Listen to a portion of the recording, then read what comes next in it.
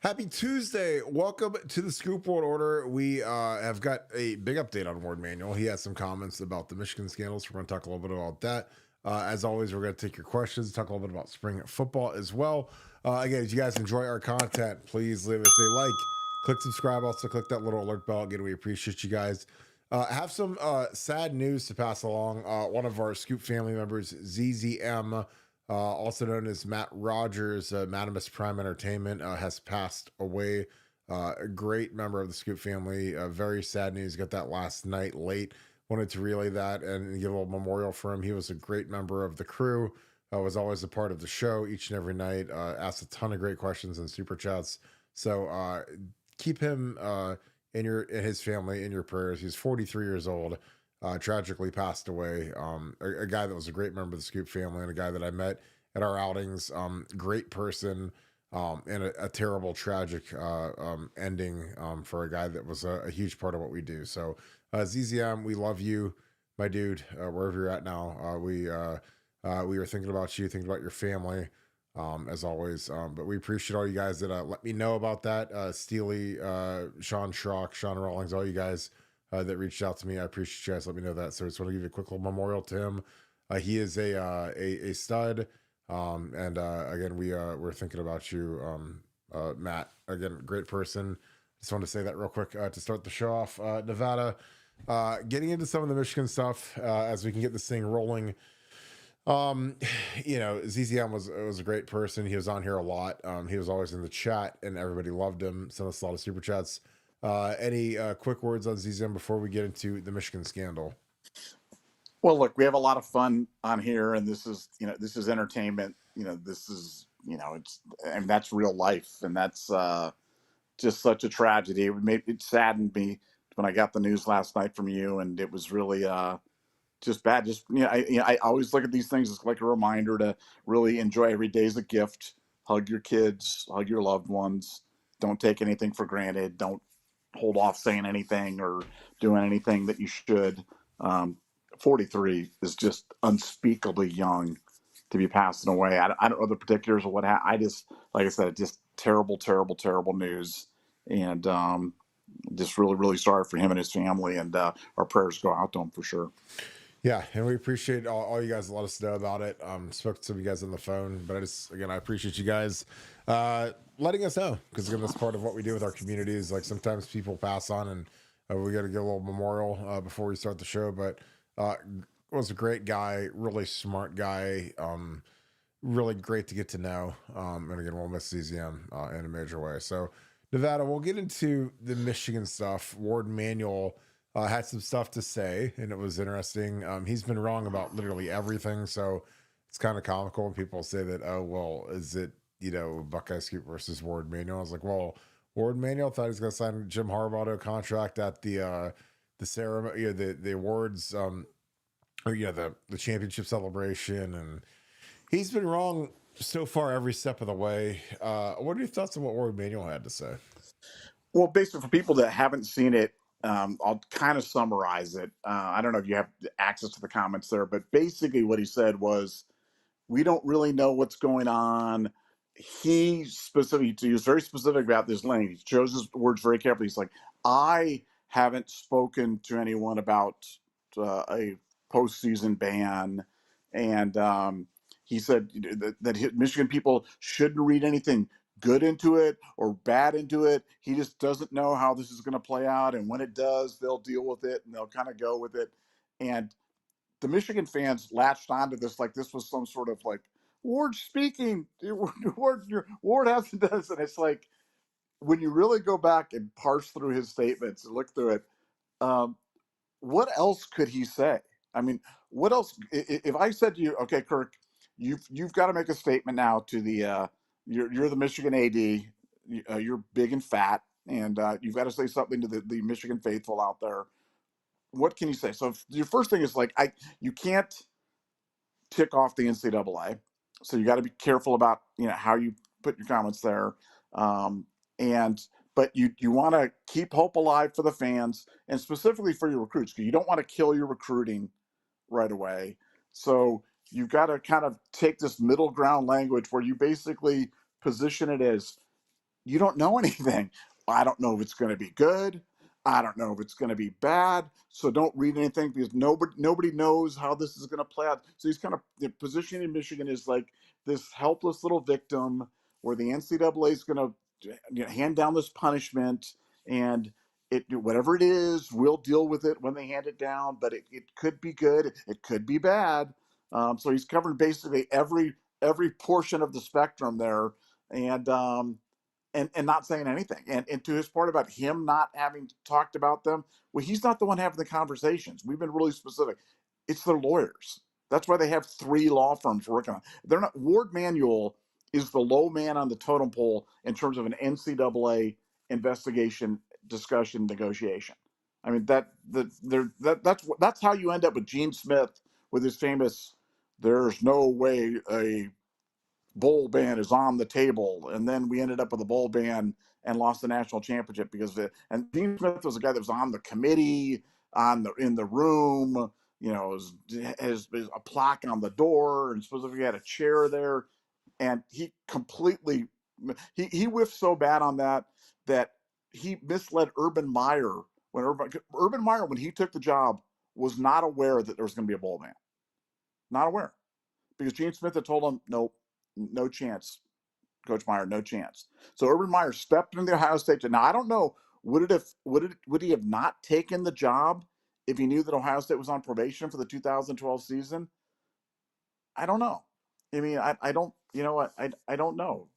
I think he would, but he might not have. And but the fact that Urban Meyer, who's one of the, obviously on the Mount Rushmore of great college football coaches, coming to Ohio State, which is one of the biggest stories ever in the history of Ohio State football, which we broke, but he didn't know. So for Ward Manuel to talk about, well, I haven't. Well, of course you haven't talked to anybody, Ward. And they're going back to the Charlie Baker comment about the fair and square, how Michigan won it fair and square, and that it's so taking everything out of context. You have to read the entire quote. He was basically defending their decision to go to the Big Ten, go to Michigan mid-season, and blow the whistle on them and suspend the coach and inform the other teams because they wanted to know that there was a cheating scandal going on, and they didn't want that, kind of being a unfair advantage to team, a more of an unfair advantage to teams if they didn't say anything. That was the whole context of the comment. Not that he felt that Michigan was off the hook, not that he was acquitting Michigan, not that there was nothing to this, not that this was a nothing burger. And to your point about Ward Manuel has been spectacularly wrong about everything, about Jim Harbaugh's suspension, about Jim Harbaugh's extension, about Jim Harbaugh staying at Michigan. I mean, everything that Ward Manuel has said has been wrong. And so now it's like today I took this stuff as just kind of more pablum that he's putting out there. Like I said, they're in a really precarious spot because they've made these commitments to these boosters. They've got a bunch of money in NIL. They're throwing money around like drunken sailors to try to support their crappy program.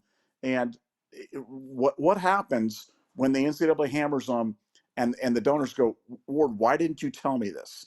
Why didn't you tell me before I wrote a check for $10 million for Bryce so overrated Underwood?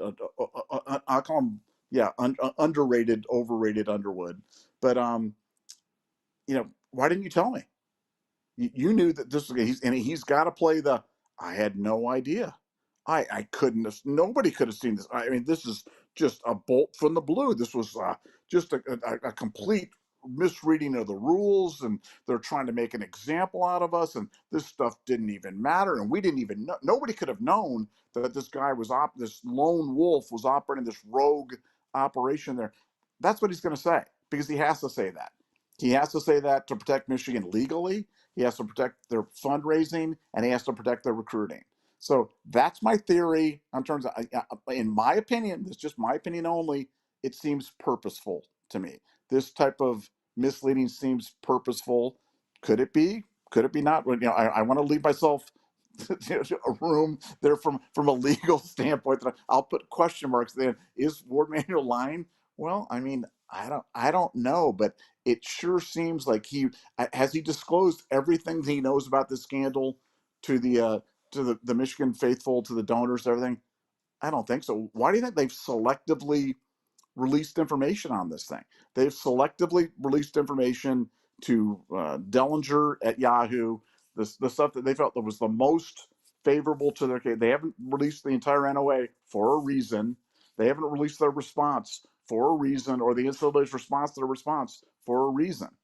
And when you look at the whole totality of this thing, they're trying to they're trying to create a narrative about the thing, but they just failed miserably because nobody's believing it, and Connor Stalions didn't do them any favors with that mockumentary, because that just made them all look worse. So those are my thoughts.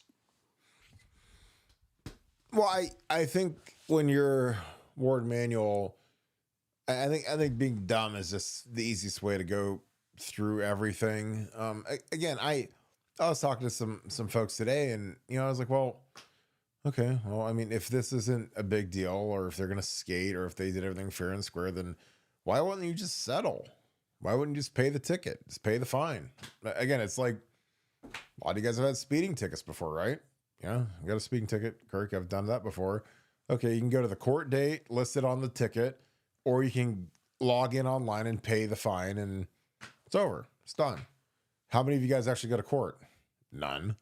Now, if a speeding ticket meant that you're going to get the death penalty, like, would you want to show up to trial and try to fight that? Yeah. As opposed to paying $150 or whatever the speeding ticket costs. Like, that's the difference. Like with Michigan, if all of this wasn't a big deal and there weren't severe penalties being proposed, then why wouldn't they just settle? Most people settle. Like, I don't care how hard you are, how tough you are, how you're not a narc, whatever. It's like, I mean, well, there's a good deal on the table and you can avoid a really severe punishment. You're just like, yeah, let's take that one. Let's do that and bury it, get it behind us, get it rolling.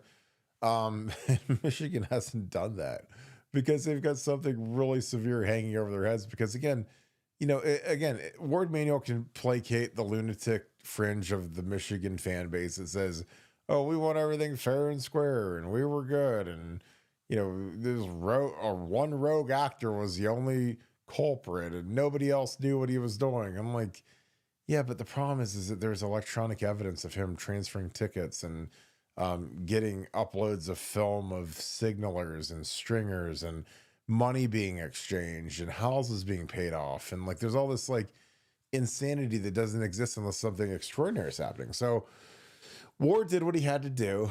Again, he didn't want to scare anybody. He didn't want to be adult. And again, we beat Gene Smith to death because I think Gene Smith is just a horrifically bad athletic director, because I worked with him just in an empty suit. And, when he stood up there and said, we don't expect a bowl ban and we don't expect this and we don't expect any penalties and whatever, I was like, because again, you understand, I was working for the program in 2011. Before anybody in that building was working there, I was working there. And in 2011, when we played that Gator Bowl, and we had Mike Brewster as the captain, and we had, Andrew Sweat, and we had Mike Adams and Shugarts and all those guys, none of those guys wanted to play in the bowl game. They're 6-7. The season was a dead, cancer-ridden animal at that point. And if anybody would have just taken their shotgun out and put it out of its misery, then everyone would have been like, thank God this season's over with. Because, like, I don't remember Mike Brewster for the 6-7 season, or Terrell Pryor or Mike Adams or all those guys. I remember for beating Oregon in the Rose Bowl, winning the Big Ten title, beating Michigan every year, winning the Sugar Bowl versus Arkansas, going 12-1. Like, that 6-7 season, like, we could have just said, hey, we're going to take a self-imposed bowl ban, and dodged the year when we were actually good the next year in 12, when we had the full crew with Urban and everything, and we went 12-0, and we had to sit the year out. So again, I think that Nevada's spot on when I think that the athletic directors are the last ones to know. There's a lot of people that say, oh, well, he's probably right, knee deep in the middle of it. It's like, no, that's not how this works. Like, there's people that are 10 levels above the athletic director that are really in the middle of it, on top of the lawyers, on top of, the people that are the real decision makers. And guess what? There's a reason why you might exclude a guy like Ward Manuel or Gene Smith from the big boy table, because then he has plausible deniability. Because he can say, well, I didn't really know. I had no idea. I never did that. And again, it's like, and you guys know how I love Urban Meyer. Urban Meyer is one of my favorite human beings on earth. He retained me, got to work for him for a year, first got offered me a scholarship. I love Urban Meyer. But when Urban Meyer goes up to the podium after he accepts the job to be the head coach at Ohio State, and he says, well, my first contact with Ohio State was the Monday after the Michigan game. Like, does anybody on earth believe that? Now, again, here's the deal. Let's get into semantics. Like, is that the first time he directly might have talked to Ohio State? Sure, I'll buy that. But like in terms of his peoples, his agent, his representation, talking to our peoples at Ohio State to hammer out a negotiation, hammer out a contract, hammer out all the particulars. Like that's how big boy business works. So, when Ward Manuel says, well, I don't know what's going on, and I think that we won it fair and square, and hopefully by the summer, yeah, he's not at the big boy table. Their legal team is, and the people at the top of the food chain are when they're fighting with the NCAA. But you keep Ward out of it. So because then if Ward gets asked a question, he doesn't have to lie. He doesn't have to say, well, I think that this is going to be the outcome, or this is going to be the probable stuff. Because again, does anybody, know? Well, I mean, I know they're going to get hammered, but I don't, but like, do I think Ward may know is exactly what's coming down the pike? No. I mean, again, Michigan's been nothing but flippant this entire time. And I just don't think that's the best strategy with the NCAA. I think that self-imposing is great. I think that, and honestly, as much as we bag on Ohio State and their compliance program, like they're the kings of of turning in secondary violations. We turn in more stuff on ourselves than any program in America. But again, I think that curries favor when you deal with the NCAA, when you're self-policing, you turn things in and you say, here's the list of the things that our assistants did wrong, or we did a drill in the winter when we weren't allowed to, or we used a football when we weren't allowed to, or we sent a text message during a dead period when we weren't allowed to, or whatever. There's always this big list of things that we self-report. And I think that's really smart by Ohio State to curry favor with the NCAA to say, hey, look, we are compliant and we're self-policing and we're honest. So, we avoid the major stuff and we turn in the minor stuff, and it is what it is. So Michigan is the opposite. They don't turn anything in, and they're sitting like, well, we didn't do anything wrong. And, but again, there's just so much evidence at this point. There's been documentaries made, and to the point where, they feel like they're skating on it, but I just think it's going to be, an absolute disaster to sit there and say, well, we want it fair and square. I'm like, fair and square? Like you guys literally had a guy on the sideline of an opponent's opponent. Like when you have Connor Salians, who's on your staff, on your payroll, on the sideline at Central Michigan, wearing his meta glasses, and he's, checking out Michigan State signals. Like, I mean, that in itself is enough to get the hammer. You can't send your own staffers to, the opponent of an opponent to stand there, scan for signals, help them out. But they did. Again, I said a million times, like a guy that makes 50 grand a year inside of a football program, he doesn't get Friday night off. He's not a secretary. He's not a clerk. Like he's expected to be a part of the football team on Friday night. He's supposed to go to the team dinner, go to the team hotel. They had a home game the next day. And instead Connor got an excuse to go and drive to East Lansing and get on the sideline with Central Michigan. And like, that's enough to get cooked. And again, it's not an accident that Jim McElwain magically retired with 2 years left on his deal, making, like $2 million a year. Like coaches don't retire from that. That's insane. Nevada, any thoughts on that? We're getting a bunch of super chats stacked up, but any thoughts on that? Well, yeah, a lot to unwind. There are a lot of great comments by you, but let's go back to the Gene Smith comment. Gene Smith's comment wasn't, I'm not sure what's going to happen, or, we'll see. He was like, a bowl ban is not on the table. That was his comment. A bowl ban is not on the. So this was an affirmative statement. A bowl ban, no chance, not on the table. That's just not happening. And what happened? Bowl ban. So you contrast it to Ward Manuel's comment today. He was like, well, I'm not sure. Could be good, could be bad, could be blue, could be red, could be big, could be small. I don't know. So the one that's that was very careful, parsing by Ward Manuel today in terms of his comments. Um, Secondly, the Michigan thing, like you said, if all they were hit for was sending a staffer to an opponent's sideline in disguise, dressed as, I mean, that would be bad. That would be enough to lose the whole cadoodle on it.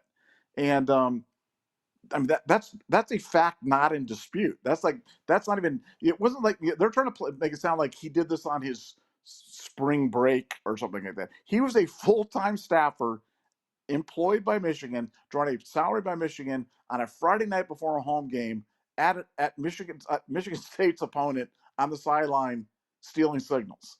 That's what was going on with Michigan, and all this was going on while Michigan was on probation.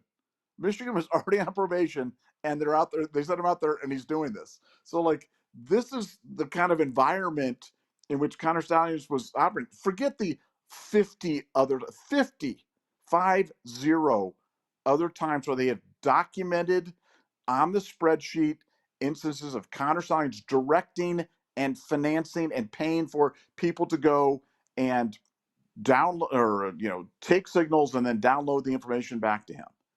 And their defense in all this is, well, because he used a third party, he's not subject to the rules. And we've used this example before, but it's like a cop. If a cop's like, I don't have a warrant, but hey, Kirk, can you just go in there and grab the evidence and bring it out to me because you're doing it? It's not me doing it, and that way I get around needing that warrant thing. Well, no, that's not how it works. You can't just use third parties to circumvent the rule. That doesn't make any sense, especially when it's at the direction and financing of a Michigan employee.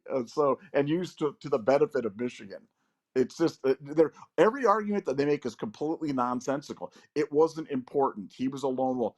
Then why was he sitting on the sidelines right next to Minter? Why was he on the sideline in an unprecedented move? Oh, it didn't matter.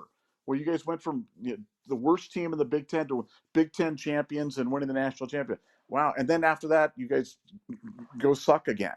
Well, it sure seems like it mattered. I mean, was it everything? No, but was it a something? Sure.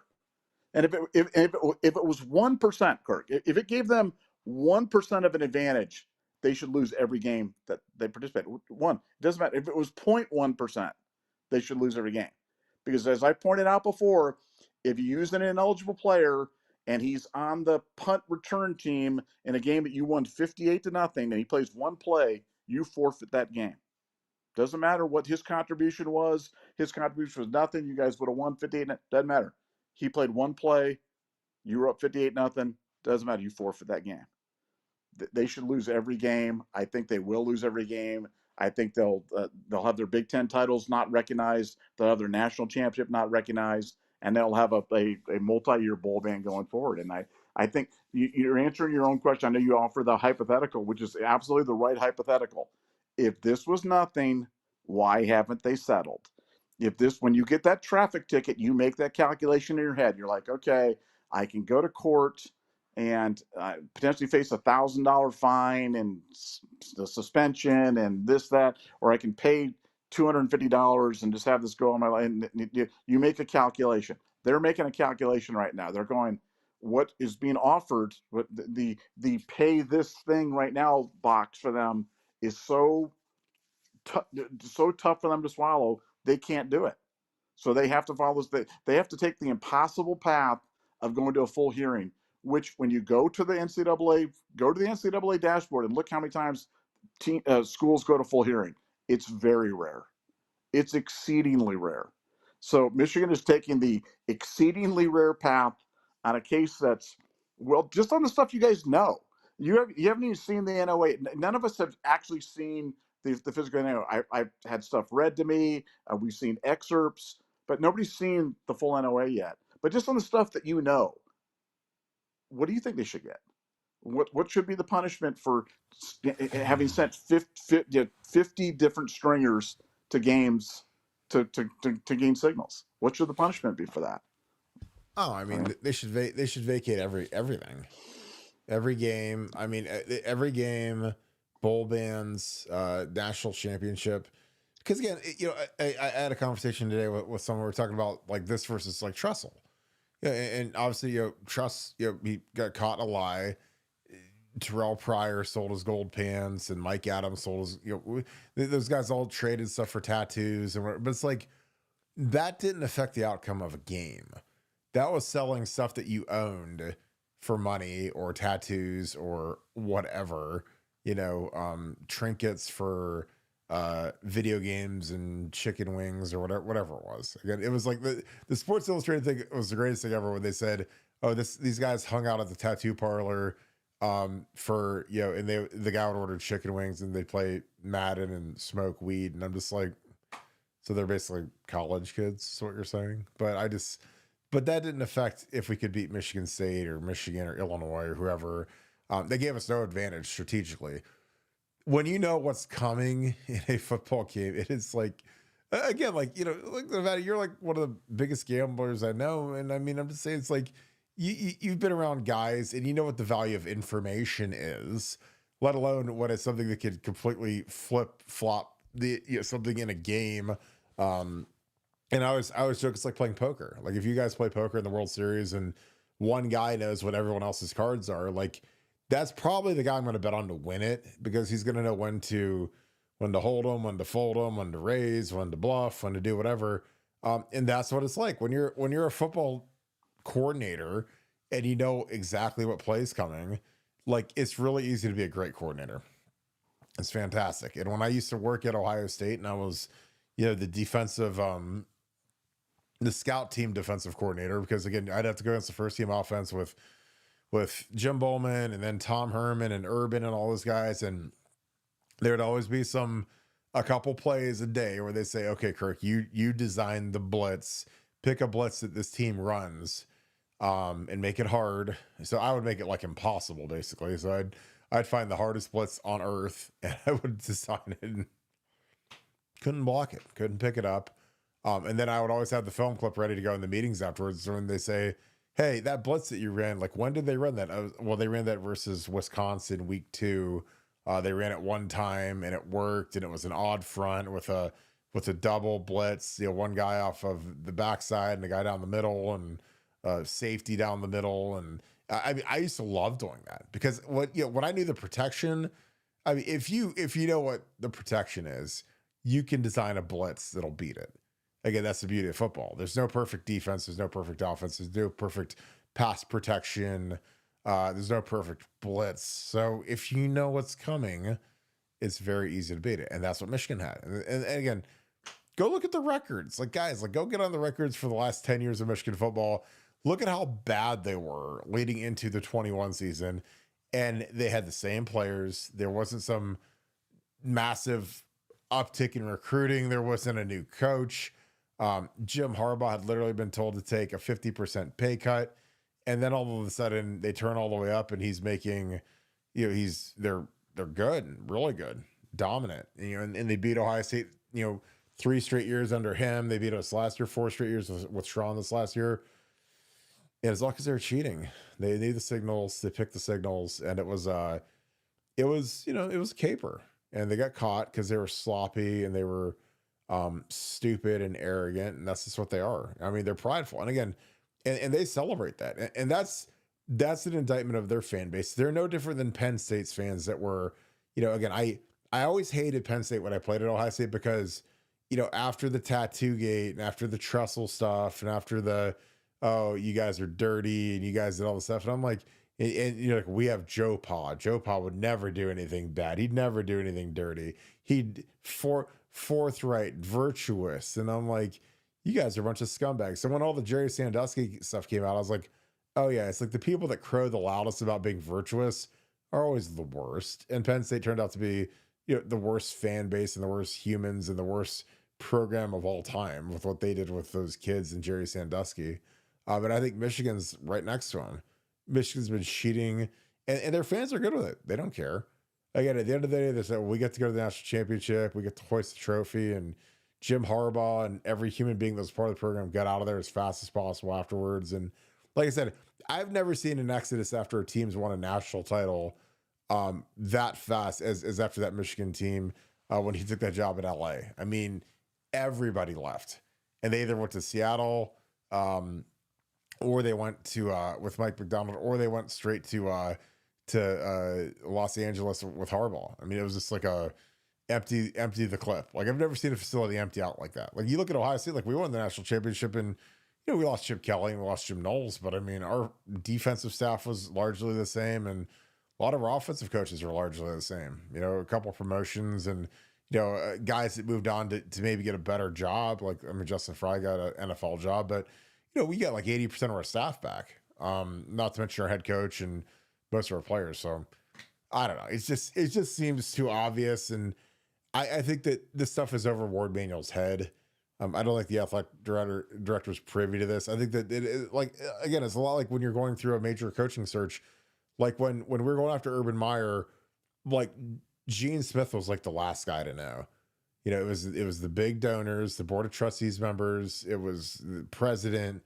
So when Gordon Gee and when Gordon Gee and Gene went and met with Urban in Atlanta in a hotel room or in a hotel conference room or whatever, Gordon Gee almost blew it because he thought that they were interviewing Urban, and Urban's like, this isn't an interview. This is how much are you going to give me, and do I get everything that I want, or else I'm going to get up and walk out, and that's a fact. This isn't so again, like, some of these guys that are at the tops of these schools are not exactly neurosurgeons when it comes to what's really going on versus the contrary. So again, Ward Manuel is the furthest thing from that. And again, he's a stooge, and so is Sharon Moore. They're patsies, and they're part of the game. But the hammer's coming, and I can't wait. Nevada, any thoughts of that? And we'll dig into some super chats. Well, yeah, and I'll just your poker example is a good one, but I'll say it'd be like if we're playing heads up, and like, you don't have to know both of my whole cards every time, but say you knew like one of my whole cards like every 5 times. How much of an advantage would that be? It'd be a huge advantage. So like I said, it wouldn't be everything. You couldn't, it's conceivable I could beat you if I drew out on the other 4 hands or whatever it was, but you'd have a little edge. And that's all it takes. These games we've talked about this a million times. These games all come down to 5 or 6 plays. Every single game. Doesn't matter. Even the blowouts. They come out of 5 or 6 plays where the game goes from being close to being not so close. Or the game goes from being really close to being a national championship. I mean, like, you and I could dissect the Texas game this year and like, hey, we beat Texas by 14 points and double digits and we're the national champion. I mean, how close was that game? If we don't call the perfect play, the screen pass into the blitz at the end of the first half, and then Trey houses that thing 75 yards, does that change things? Yeah, probably. If Jack Sawyer, we don't have that heroic goal line stand, all 4 of those plays. There's just so many things. So having any bit of information, any bit of an edge, because it's funny because we talk about all this stuff in terms of the sign stealing, in terms of knowing the plays. But if you just knew the protections, you could violate another team. If you just knew what they were doing from that standpoint, and all this stuff gets called in. So if you pick any aspect of it and are able to communicate that to your team or process that information in real time and make a call based upon that, you have an edge. And I don't know if that edge is 1%, 5%, 50%, whatever it is. But in Michigan's case, it was enough to steal them a national championships, and so that's why their fans are okay with it. And that, I think it's sad, but that's where they're at. Yeah, it's always interesting. I'll dig some super chats. Got a bunch of these stacked up. Mike Greene, what is up, brother? I hope you're doing good. Thanks for the 10. I'm convinced the scum up north is the most disgraceful institution in college history. I like that. I like absolutes. You're a Sith. To act like this by lying in the trash talk after the cheating shows how trash their fans and program are. I like that. I really do. I think that I do think that they're a disgrace. I think that their fans. The funny thing is, like, their fans are like good with the cheating. They like eat it up. Like, it's like a badge of honor that they got over on us and they got over on all these teams, and we were too dumb to figure out what they were doing. But I think the hammer's coming. I think it's gonna be severe, and I can't wait for it. Nevada, what are your thoughts? Well, yeah, I think that's what makes the whole thing so outrageous is they're totally fine with it. I mean, like it's not like they don't have the facts and so they're speaking out of it. They have all the facts. They know all the facts. And you know what? They just don't care. And I think that's the biggest difference between Ohio State fans and Michigan State fans, or Michigan fans rather, is I truly believe as an Ohio State fan, because I know the Ohio State fan base, and we can talk about the good, the bad, the ugly, and all the stuff in between. But the Ohio State fan base cares about how Ohio State approaches the game. And if this was going on at Ohio State fans would be embarrassed. They'd be embarrassed. They wouldn't try to defend it. Ohio State fans would be the ones throwing their own guys under the bus, throwing things. Now, yeah, I'm not saying it would be 100%, but it'd be a heck of a lot more than what the Michigan fans are proud of it. You're absolutely right. It is a badge of honor for them that they cheated. They don't even try to defend it, and I think that's what makes it so sad. And that's why you know how lost their entire fan base is, because they're not. They're it'd be one thing if they really believed some alternate universe story, but it's not even that. They know what happened, and they just don't care. Well, yeah, and they celebrate what Connor Stallions did because again, it was like they got over on him, and so it's just funny to me. I don't know. I don't know. Like I'd feel different. Like if Ohio State did that and won a natty, but like that's how we did it, I'd be like, guys, like I mean, are we gonna celebrate this thing or are we gonna wait till the truth comes out and the sanctions are through? Because again, is there gonna be a big asterisk this year or is it gonna be just completely disappear? Because again, I was part of the team that won the Sugar Bowl. I mean, I was a QC and I got a ring from that game, and that trophy's nowhere to be found in the Woody Hayes. And they took that trophy away. It was the Sugar Bowl trophy is the biggest trophy you can get outside of the Fiesta Bowl, and it's gone, totally gone. They put it in the basement or the somewhere. It's not in the big trophy room at the front of the building anymore. So again, like, could they do that to Michigan? Yeah, of course. I mean, they did something way worse. Mike Green, thanks for the 20. Appreciate you, my dude. Rest in heaven. Maddie, this is tough, man. My heart hurts hearing this. We love you, bro. Yeah, I mean, just terrible, terrible, terrible stuff. And he's a guy that, 43 is young, and he was on here every night, and he's one of the first guys that was part of the initial Scoop family, and it sucks. Like again, I don't have words. I mean, I'm 40, he's 43, so that's pretty close, and I just he was just a good guy. Always was great. Came to the meetups, was super friendly and kind, and loved being on the show and loved talking to all you guys in the chat. So it's tough, guys. Again, it's not a fun day. I was not. Obviously, you're never expecting someone that young, but it's brutal. I mean, you gotta enjoy your life, man. Don't wait around. Karis and Beth, thanks for the 10. Appreciate you guys. Love you guys both. Thank you for being able to remember. We are so sad by the news. I can't believe it. Please send our prayers to his family from ours. Our group is a family. Our hearts are filled with sadness. I know. I mean, Beth and Karis, I'm the same way. I was shocked because I was sitting here and I'm on a text with Steely and Sean Schrock, and they sent me that note that ZZM passed away, and I was like, ZZM, like our ZZM, and yeah, ZZM, and it was just like shocking. Like you're hoping it's something wrong or different or whatever, but it was brutal. It was sad. I mean, like I said, he's young and he was always such a great person. He was funny. And it just sucks. Like there's no other way to describe it. But like I said, I wish him the best, in heaven. I mean, he's just such a good person, and God, man, it's been a tough day. I'm not gonna lie. It's been hard. I've been thinking about it, and we've dealt with this before. Like people, we have a huge message board community on BuckeyeScoop.com, and we've had members pass on, and it's not fun. I mean, it's brutal. And it's something that we it's a very tight community, and when somebody goes, it's sad. But I mean, I wish nothing but the best for ZZM. Love the guy to death, and it's tough. Jose Alvarez, thanks for the 5. People would be higher on Julian saying if he didn't look like a babyface quagmire. Giggity. Nevada, your thoughts on Julian? I mean, Julian does look like a little kid. I mean, you can admit that. He does look a little baby. But your thoughts on that? Giggity. Yeah, the Quagmire references are always extra points here on Buckeye Scoop. So he is definitely the babyface assassin for sure. but I think people are going to like his game a lot. There's a lot to like about the way he approaches the game. He's so smart.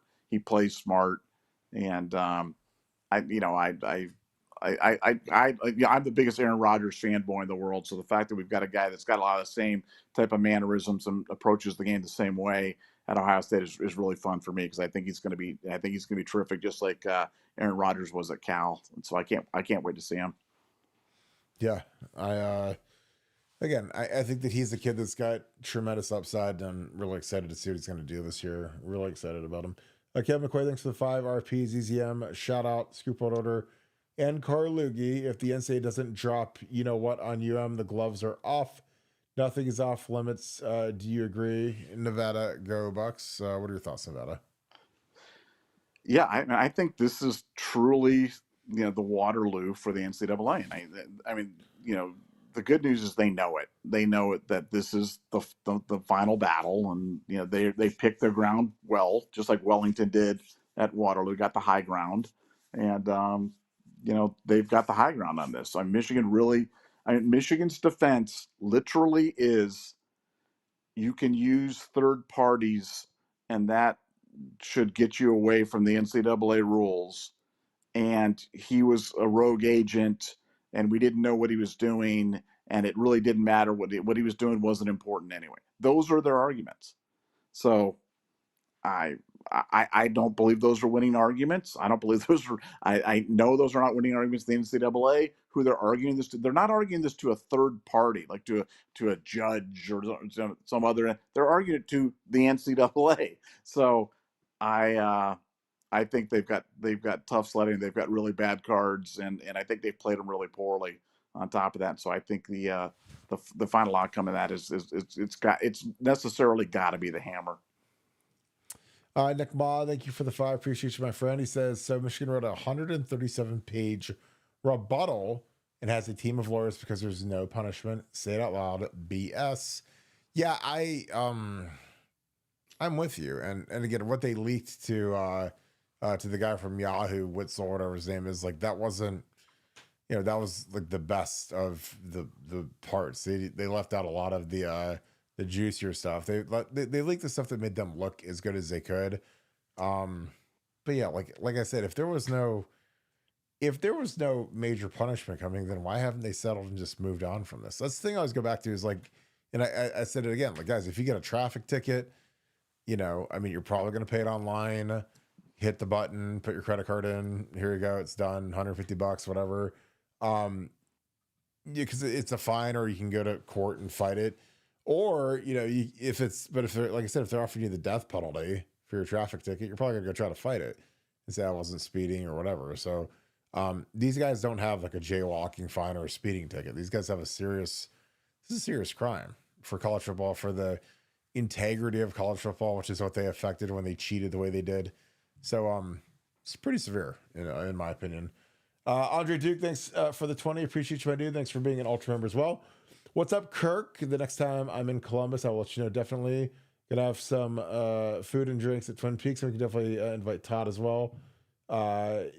He said your Pee-wee football coachings were elite. He told, yeah, I haven't coached football since I coached Dublin youth football, DFL, Dublin Football League, with Todd Miller at his side when he was in 6th grade. That's time flies. This is how fast time flies. He's a senior baseball player at Ohio State now, but when he was in 6th grade, at 5th and 6th grade, I coached him with his dad. In his 6th grade, we won the DFL championship. It was pretty cool. They played at Dublin Kaufman under the lights, and last football game I coached, but we won, and it was cool to go out on a win. But yeah, I'd love to have Todd. Todd is one of my best friends. He's hilarious. He's on Buckeye Scoop, and just one of the funniest, greatest dudes, one of my best friends. So I'd love to see you, Andre. I think that'd be fantastic. And look forward to catching up. So hit my text, and we'll get Todd out, and we'll talk a little bit about that. W Buckeye, thanks for the 5. Guys might be underestimating the NCAA's response to all this. It might be closer to the death penalty than we think. RIP, ZZM, love you. See, I'm like, Nevada, I don't think it's going to be the death penalty, but it's going to be severe. I mean, the death penalty basically shuts your program down. That's what happened to SMU in the 80s. Nevada, your thoughts? I mean, I don't think it's going to be close to the death penalty, but it's going to be severe. What are your thoughts, Nevada? Yeah, well, I think the point is, how severe is this going to be? And think of this discussion they're having right now, almost like a plea bargaining agreement. Yeah. And Yep. they're going and they're saying, anytime you offer a plea bargaining agreement, you've got one side that's offering, the prosecution saying to you, okay, we'll offer you, you can serve 5 years, and you're thinking you should serve 1 year, but if you go to trial, you're looking at 20 years. You know what I'm saying? So that's the kind of negotiation. So the plea bargain that the NCAA is offering them is so much higher than they're willing to accept it. They're willing to go to trial to go down with the ship on this whole thing. And people do that all the time. People turn down plea bargain agreements and they go and they get found guilty of first degree murder and they go away for life and they're like, man, I should have taken the plea bargain. And that's for normal people making a rational decision based upon no other external factors, just their own thing. Think about it in Michigan's case. In Michigan's case, they can't accept the plea bargain because that would show to the crazies that they accepted the NCAA punishment. So they're being driven to the trial by these exterior factors that have nothing to do with whether or not that they feel like what's being offered in the plea bargain is fair, not fair, or whatever. But they can't take it because of the crazies. So they're being led down the path, and it's the path of destruction. Because of the arrogance of the fan base, because of the demands of the fan base and the donors and the NL sponsors and everybody else like that, and they're going to go down. And as we've said a million times, if it was any other way, they would have accepted. Do you think Ward Manuel wants to be giving these interviews now, talking about we don't know what it's going to be like, and we'll deal with it in the summer and blah blah? You don't think he would just like write the traffic ticket right now? They could go to Larry Ellison or whomever and say, "Hey, they want to fine us $2 million, and they want to suspend Sharon Moore for 6 games or what?" Dude, they would make that happen so quickly, it would make your head spin. Yeah. Instead, that fat guy's got to push himself away from the buffet, waddle out there, and do the Jabba the Hutt speak, the Jabba, and give the thing and have Sam Webb kind of decipher for him. Well, Jabba says that there's not sure if the punishments are going to be big or bad or somewhere in between, and I mean that's where they're at. But that's the only logical explanation that you can come up with for their actions, because what they're doing is surely going to lead them to ruin. Yeah, I agree. Mike Greene, thanks for the 5. Them cheating changed the history of the mental jail they were in losing to us. Give them a new confidence. Cheating put us in mental disarray. Yeah, I mean it's what caused them to feel cocky and confident, and again, that's why I think that everything should be as bad as could possibly be against them. Ian Bates, thanks for the deuce. The Shiano halftime interview of the UM game is nuts.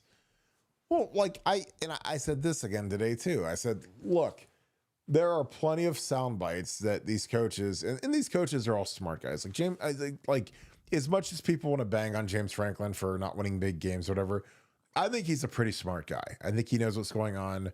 I think that Greg Schiano is a very smart guy. I think Ryan Day is a very smart guy.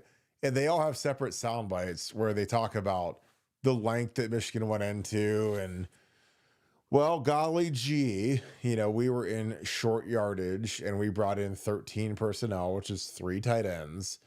And magically, we were in a formation that we ran the ball like 100% of the time. It was like 3rd and 1 and 3 tight ends and a fullback, and load the whole thing up and go cram it for a yard. And they happened to take a shot. They happened to throw it deep to one of the really good tight ends. And Michigan happened to be in 2 high safeties. They happened to be playing cover 2. And James Franklin's like, I don't know what on earth would ever make them think to play cover 2 versus that formation, versus our tendencies, versus everything, unless they knew the signal. Where they say, hey, despite the fact that they have all these guys crammed up in here, and every time they've been in this formation, in this short of a yardage situation, they've run the ball up the middle to convert and make it first down. We're going to play 2 high safeties, which you would never do in that formation. You'd load the box up, try to match the gaps, try to get a good fit, try to get a push, try to stop them. But instead, Michigan played too high because they knew that they were throwing it. So magically, they throw it. There's two high safeties. They cover it, and it doesn't work. So again, it's not hard. These coaches knew what was going on. They were furious about it. Brett Bielema was going ballistic about it. Greg Schiano was going ballistic about it. James Franklin, Ryan Day, because they know what kind of edge it is, and they knew that there was something that stunk.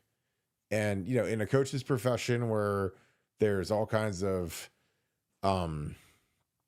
tampering that goes on, and there's all kinds of kind of tomfoolery that goes on in coaching that coaches don't directly turn in because, again, they don't want to be guilty of something, and so they just kind of let it all, whatever, liar's poker or whatever agreement, whatever you want to call it.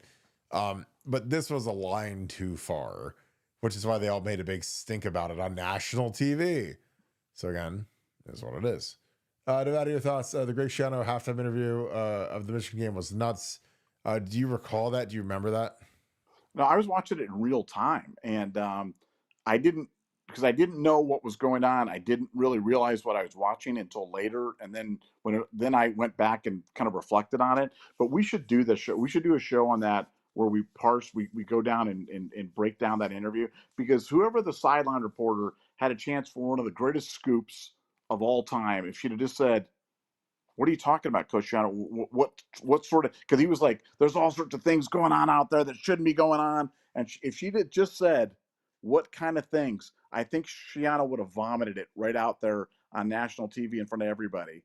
And she missed it. And I think she started talking about the band, or who the heck knows what was going on with that. But we should do that. We should break down that interview on a future episode, and so people can see that stuff, or find the James Franklin press conference stuff and show little excerpts from that.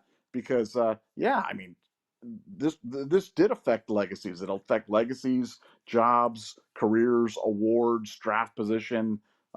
It affected a lot, and it was all because they were cheating. And there's never been anything like this.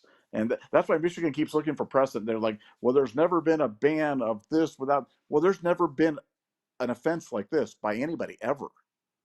So we're in new ground here, and that's what they have to understand. This is unprecedented for everyone. For your team in the first half, some that cost you. How do you clean that up in the second half? Well, there's some stuff going on out there, so we just got to slow it down a little bit. There's some things going on that aren't right as well, so we'll talk about how to handle it. This Michigan defense keeping Gavin Wimsatt in this passing game in check. How do you adjust? Well, just got to keep playing. In the game, we just got to keep playing. All right, thanks, Coach. Corey, back to you.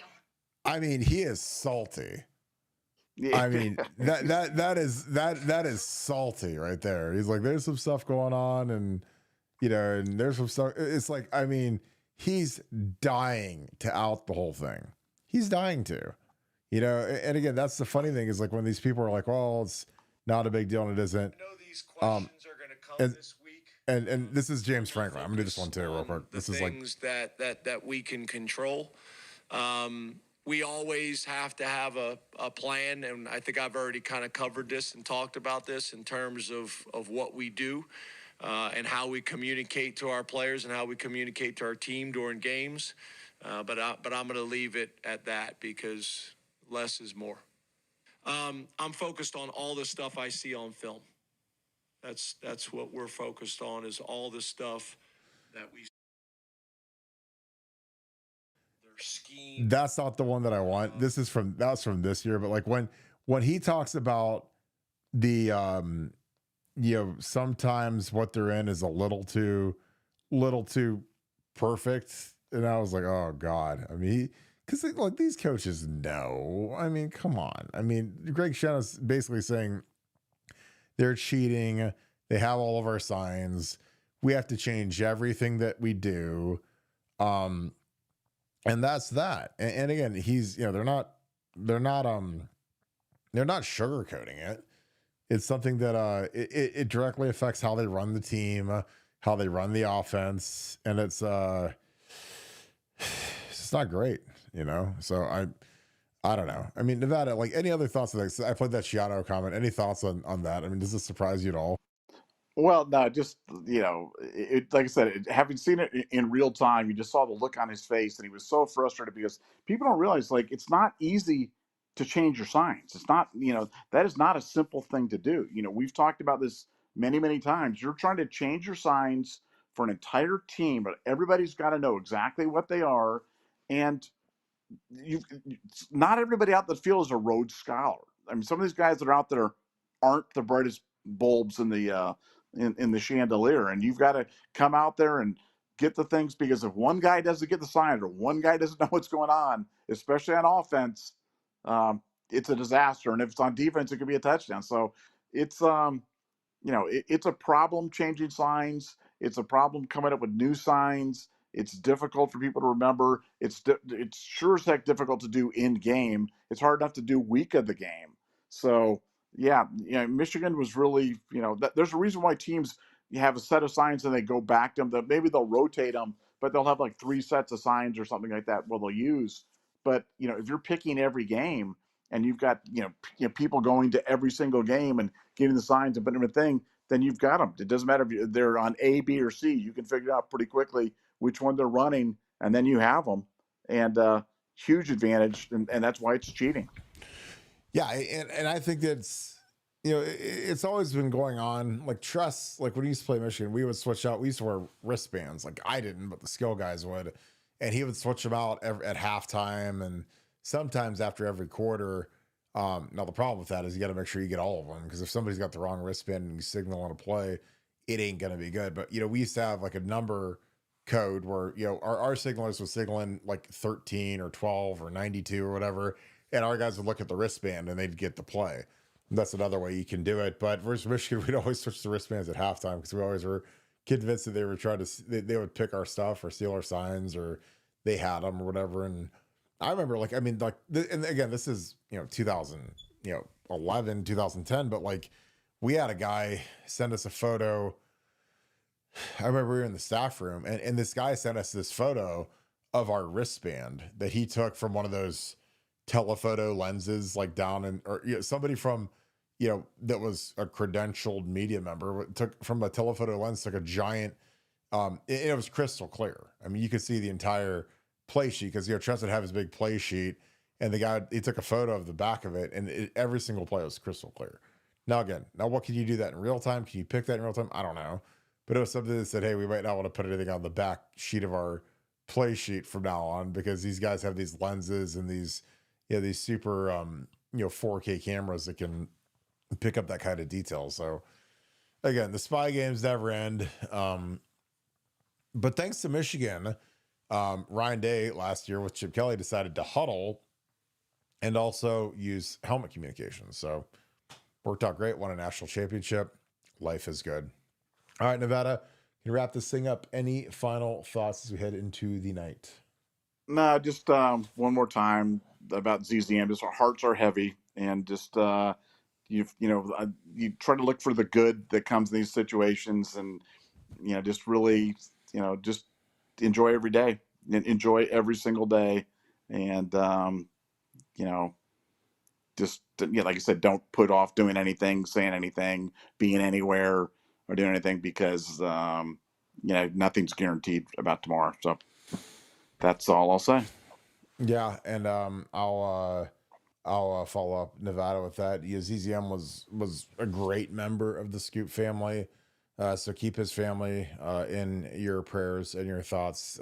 Great person, and it's terrible, it sucks, but you never know when it's your time. And he's the guy that lived a good life, and I was happy to get to know him for the few years that we knew him. So stay strong and support him as best you can, because again, I'm gonna miss him, and he was always a bright spot. He always had great questions, great comments, was always on here. So it sucks he's gone. It really does, because he was such a good person. So keep in your thoughts, keep his family in your prayers, and we'll always remember Matt, because he's a good dude. So if you guys enjoy our content, please leave us a like and click subscribe. Also, click the little alert bell if you guys want to give us something to help us out. Please give us a follow on Apple Podcasts. Type in Buckeye Scoop, and we will keep growing our stuff. But again, somber day today. It's been tough. ZZM's a good dude. You guys all remember him. You guys all know him. I appreciate all you guys that have reached out. But just a good person. So don't forget about Matt. Good dude. And it stinks. So with that being said, again, I appreciate all the support, and I really appreciate the Scoop family for all you guys do. But just, stay tight, guys. I mean, it's tough out there, and you never know when it's your time. But again, he was such a good dude. So with that being said, thank you so much, Buckeye Nation. Thank you, Scoop family. Talk to you guys tomorrow. Hope you guys have a great rest of your night. Go Bucks.